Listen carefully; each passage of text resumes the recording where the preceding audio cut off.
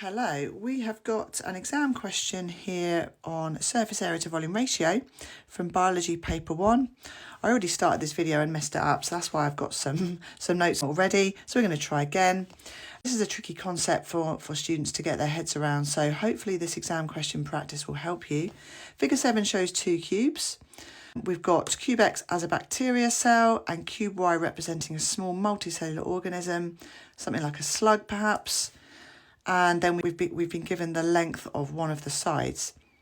The bacteria cell can absorb all the nutrients it needs by diffusion through its outer surface, and we have to explain why a multicellular organism cannot absorb all the nutrients it needs by diffusion through its outer surface. It could absorb nutrients through its outer surface by diffusion, but it's not going to be able to get all it needs just by diffusion alone, because there is more volume, or there is less surface area per unit volume than there is for the bacteria. Now, we could just write that, but that would only get us 1 or 2 marks. The question clearly says that we must include calculations in our answer. So we're going to calculate the surface area and the volume for both these organisms. Then we're going to work out the ratio, and then we're going to compare the ratio and use those ratios to explain why. So step 1 is to calculate the surface area volume ratio to volume ratio of cube X. So let's do that. So we need to first work out the surface area of cube X. That will be 2 times 0.002 by itself, square it, and then times it by 6 because there's 6 surfaces. Gives us a very large number, 0.0000024, and that is 2.4 times 10 to the minus 7 if you prefer standard form. I prefer the actual number personally. And then we need the volume of cube X, and that is going to be 0.002 cubed. Sorry, 0002 cubed, which is an even bigger number.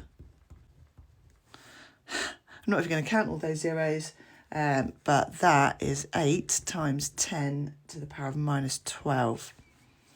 So the surface area to volume ratio then of cube X is going to be, so we'll do it as the standard form, just because I don't have enough space. So we've worked out that.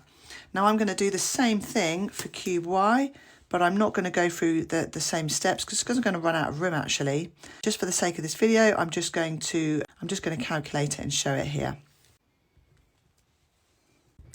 Here's the surface area to volume ratio of cube Y. It's 726 to 1,331. So the next step is to convert these ratios to the same scale. So we want to convert them, the surface area to volume ratio, so that the volume is 1 for both cube X and cube Y. And the way to do that is to divide the surface area by the volume for both organisms. That will give you a ratio to 1. So we're going to convert cube X. If we divide that by that, we get 30,000.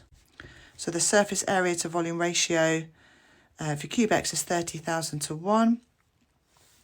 And for cube Y, doing the same thing, is 0.55 to 1.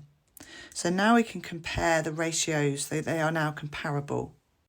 So now it's really easy to see with these numbers that for cube X, for 1 unit of volume, there's 30,000 units of surface area available. Whereas for cube Y, for 1 unit of volume, there's less than 1 unit of area, surface area available, 0.55 of a unit available. So much less surface area available per unit volume. So we can say there is much less surface area available per unit volume for cube Y. Because of this, the diffusion rate will be much slower per unit volume for multicellular organisms. Most of the cells in the multicellular organism will have no surfaces exposed to the outside. So they have to wait for those nutrients to diffuse in slowly, which obviously isn't a viable method. So there is much less surface area available per unit volume for cube Y. So the diffusion rate per unit volume is much slower. And that is why that multicellular organism, cube Y, cannot absorb all the nutrients it needs by diffusion alone. All right, I hope that helps. If you've got any questions about that, then you can leave them in the comments and I will get back to you.